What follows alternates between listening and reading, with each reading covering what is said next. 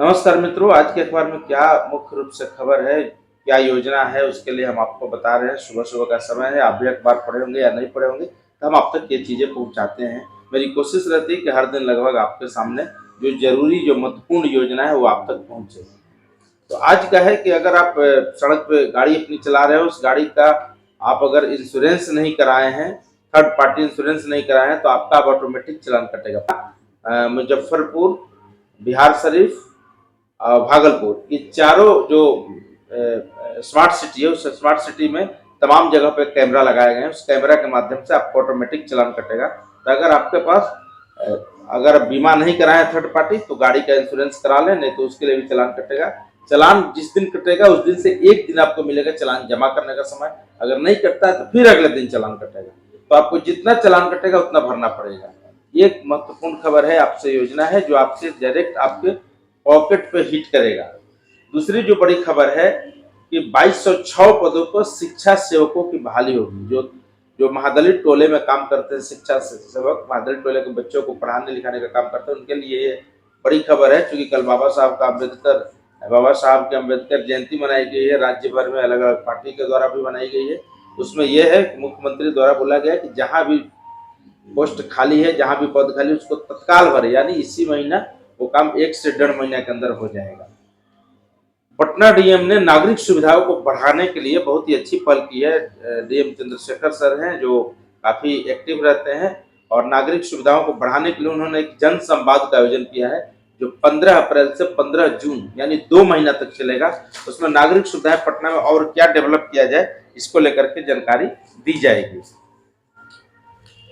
आगे के 30 आपको ये अभी जो हमने बताया, एसबीआई का लोन जो है सस्ता हो गया है, क्योंकि ब्याज दरों में 0.25% कटौती की गई है, तो कुछ सस्ता हुआ है। पहले 8.5 के करीब था, अब 8.25 हो गया। तो अन्य बैंक भी इसको लेकर के कम अब करेंगे। अगली जो खबर है आपसे जुड़ा हुआ, वो है कि आप अगर पटना में हैं और बिहार में हैं, तो इन चीजों को आपको सावधानी से देखनी पड़ेगी। आगे कैसे चलना पड़ेगा। कॉलेजों में सभी कोर्स में एआई के जरिए पढ़ाई होगी। क्या कॉलेज के सभी कोर्स में एआई की भी पढ़ाई, क्योंकि एआई आर्टिफिशियल इंटेलिजेंस काफी महत्वपूर्ण हो गया, इसलिए उसकी पढ़ाई होगी।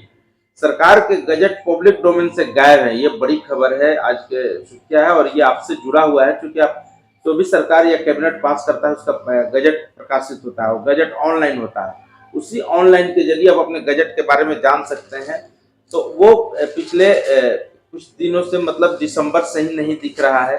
क्यों नहीं दिख रहा है, इसको लेकर के काफी बेल्ट्रॉन को जिम्मा दिया गया है। पहले ये जिम्मा किसी और के पास था, तो बेल्ट्रॉन को दिया गया। अभी तक वो सही से काम नहीं कर रहा है। इसको लेकर के बड़ी खबर छपी है, और इस पर हमको लगता है कि बहुत जल्दी समाधान निकल जाएंगे।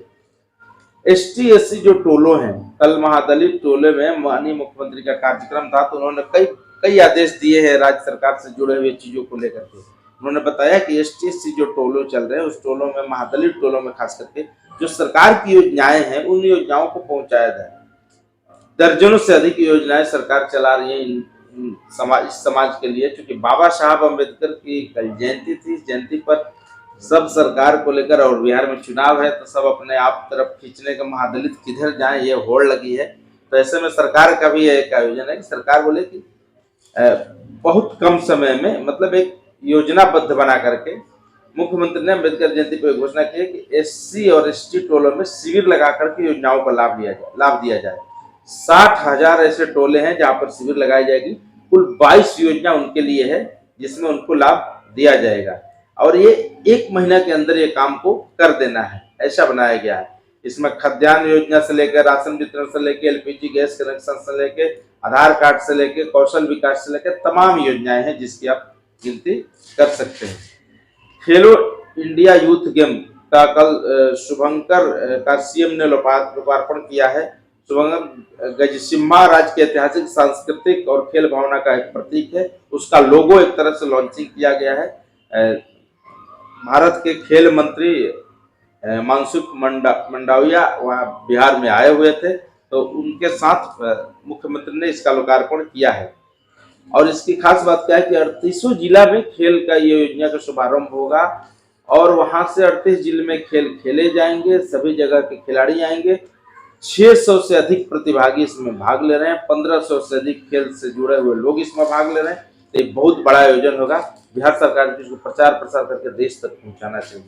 एक अच्छी योजना है और जो गांव-गांव में खेल प्रतिभा छिपी हुई है उसको कहीं न कहीं आगे निखारने की ये एक कोशिश है। तो ये आज की अच्छी खबर है। जो वक्फ बिल पास हो गया, तो वक्फ बिल पास होने के बाद यूसीसी का मुद्दा केंद्र में गरमाने लगा है। अब चूंकि केंद्र सरकार को एक सही और समय उपयुक्त समय मिल गया है, तो यूसीसी इसी एजेंडे पर सरकार काम कर रही है। इसके लिए 23वें विधि आयोग के अध्यक्ष की और राज्यों की जल्द नियुक्ति होने जा रही है। ये 7 महीना पहले इनकी घोषणा हुई थी, लेकिन अब तक नियुक्ति नहीं हुई थी। तो 23वें आयोग के अध्यक्ष ने 2 सितंबर को जारी हुई थी। 7 महीने बीत गए, अभी तक किसी घोषणा बहाली नहीं हुई है। 2023 में सुप्रीम कोर्ट के रिटायर्ड जस्टिस दिनेश महेश्वरी के आयोग का अध्यक्ष बनाया जाना लगभग तय है। उनके साथ 2 सदस्य भी नियुक्त किए जाएंगे। वकील हितेश जैन जाने माने वकील है और प्रख्यात विद्वान प्रोफेसर डीपी वर्मा ये विश्वविद्यालय से जुड़े रहे हैं। तो ऐसे 2 लोगों को किया जाएगा नियुक्त करके और इसको आगे पहुंचाने की एक सरकार की खास योजना है। तो ये हम लोग के योजना से जुड़ी खबर है। राज्य के 534 स्कूलों में बैंड टीम बनेगी, यानी छात्र ढोलक, ताल, तबला, गिटार बजाना सीखेंगे। अच्छी खबर है। चूंकि बिहार में प्रतिभा की कमी नहीं है और सांस्कृतिक धरोहर को बचाने के लिए ये सभी चीजों को, कला, साहित्य, ये सब होना बहुत जरूरी है। तो ऐसे में इन सभी के म्यूजिक टीचर की भी बहाली की जाएगी, रखे जाएंगे, उनको ट्रेनिंग दिया जाएगा, बच्चों को ट्रेंड किया जाएगा। जिनकी रुचि इस कला के क्षेत्र में होगी उनको ट्रेंड किया जाएगा। ये अच्छी बात है। पीएम आवास योजना के सभी दावेदारों के घर मंजूर कर दिए गए। मतलब 2025-26 में 5,20,000 अतिरिक्त आवास आवंटित किए गए। ये बिहार में केवल हुआ है, क्योंकि बिहार में चुनाव भी है। आप किसी चीज को चुनाव से जोड़ के या चुनाव से वंचित रख के नहीं देख सकते हैं। तो ये अच्छी बात है। आपको बता दें कि अभी बिहार में 2024 में 9 अगस्त 24 तक जो बैठक हुई थी उसमें 2 करोड़ अतिरिक्त घरों से संबंधित योजना की मंजूरी मांगी गई थी, जिसको सरकार ने दे दिया। और 2024-25 की बात करें तो 44,92,010 घर आवंटित किए जा चुके हैं। तो ये है प्रधानमंत्री आवास योजना का हाल। इसके बाद जो है एम्स के, आपको बता दें कि आगे की जो खबर है, एम्स के नर्सिंग होम से 12.66 लाख के लूट का दायरा हमेशा बढ़ते जा रहा है। कल राजद के एमएलसी से भी उनको साइबर अरेस्ट डिजिटली अरेस्ट करके उनसे भी बहुत कुछ लिया गया है। इस पे आप लोग सावधान रहें। और स्कूल से जुड़े जो शिकायत है उसके लिए सरकार ने टोल फ्री, शिक्षा विभाग ने टोल फ्री नंबर जारी किया है और वो टोल फ्री नंबर है 14417। ध्यान से सुन ले, 14417। इसके बाद एक और है 1800-345-4417। एक मोबाइल नंबर भी जारी किया गया है 9229206201, 9229206201। ये 3 नंबर जारी किए गए, तीनों अलग अलग है।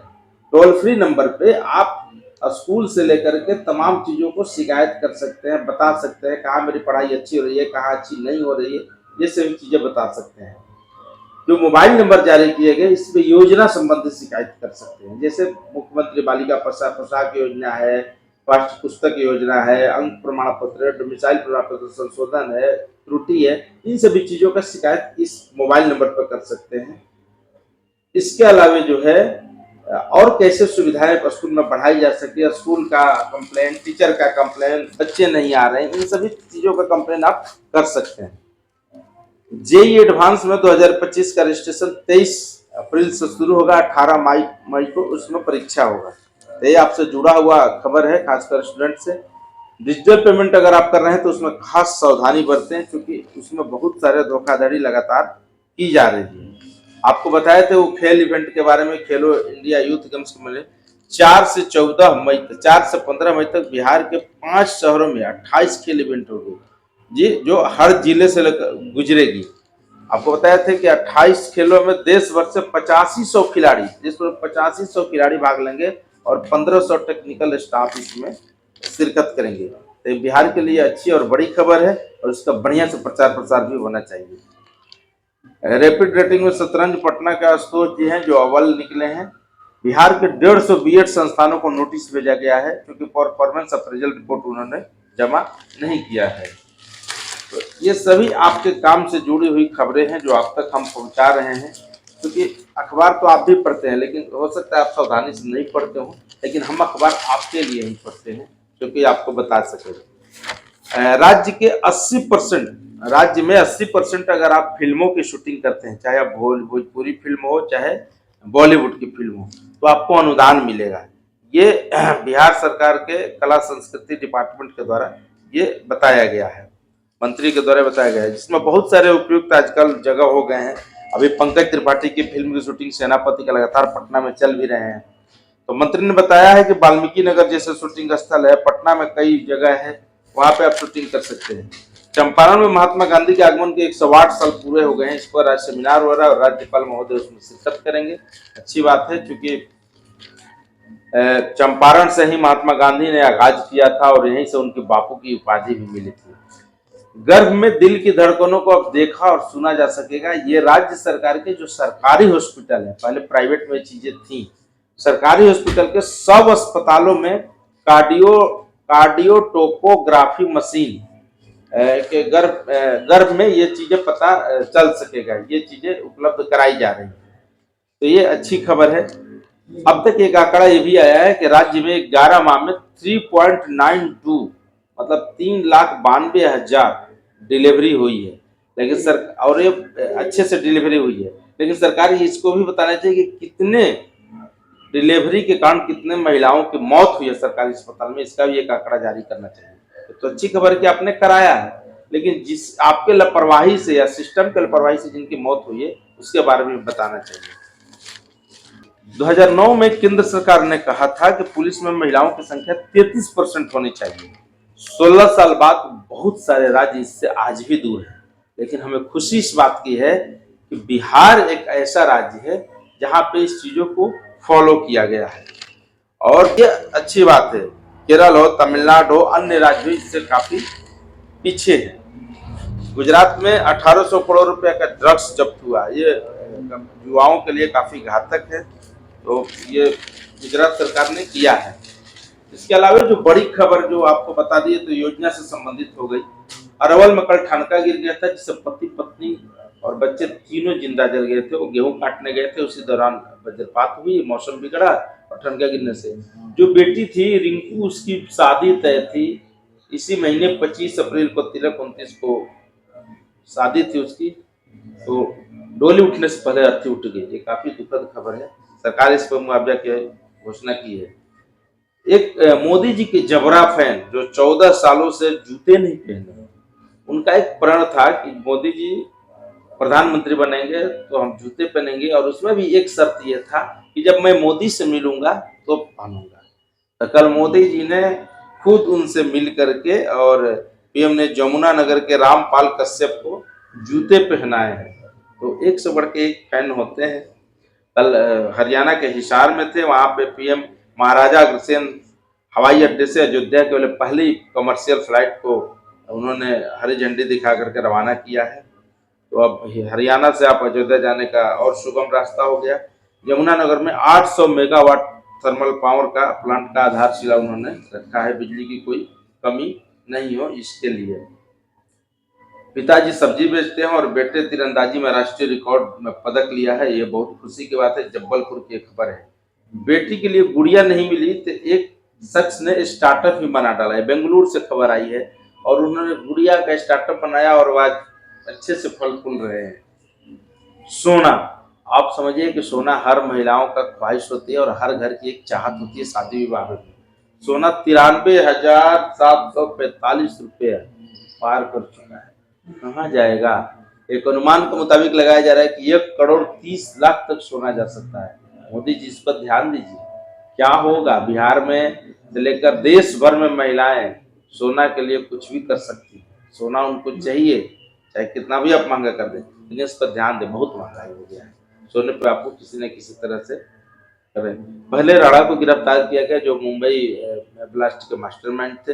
अब 13,000 करोड़ का बैंक घोटाले में मेहुल चौकसी भागे थे, बहुत उस पर आलोचना हुई थी, सरकार की थू-थू हो गई थी, फजीयत हो गई थी, संसद नहीं चल रहा था, सदन तक हंगामा था। वो मेहुल चौकसी को कल बेल्जियम से गिरफ्तार किया गया और भारत अब आएगा। वहां के कानून के अनुसार कुछ टर्म कंडीशन है जिसको पूरा करने के बाद उसको भारत लाया जाएगा। तो मोदी सरकार है, किसी को छोड़ती नहीं। अच्छी बात है देश के लिए। देश शीर्ष अमीर आय कम दिखा, एक बहुत बढ़िया रिपोर्ट छपा है जो हम सबों से जुड़ा हुआ है। देश के शीर्ष अमीर आय कम दिखा रहे हैं, 10% से भी कम टैक्स भर रहे हैं अमीर। जो अमीर लोग हैं, जो अपने आप को समृद्ध हैं, वो कम टैक्स भर रहे हैं और ये हम लोग के लिए काफी घातक है। ऐसा नहीं होना चाहिए। अगर उनकी कमाई है तो उनको टैक्स भी भरपूर भरनी चाहिए। अगर आपको एजुकेशन से रिलेटेड कुछ खबर दे दें, एक खबर आई है कल की, पटना में 10 किलोमीटर जाने में 25 मिनट का समय लगता है। हालांकि अन्य राज्यों से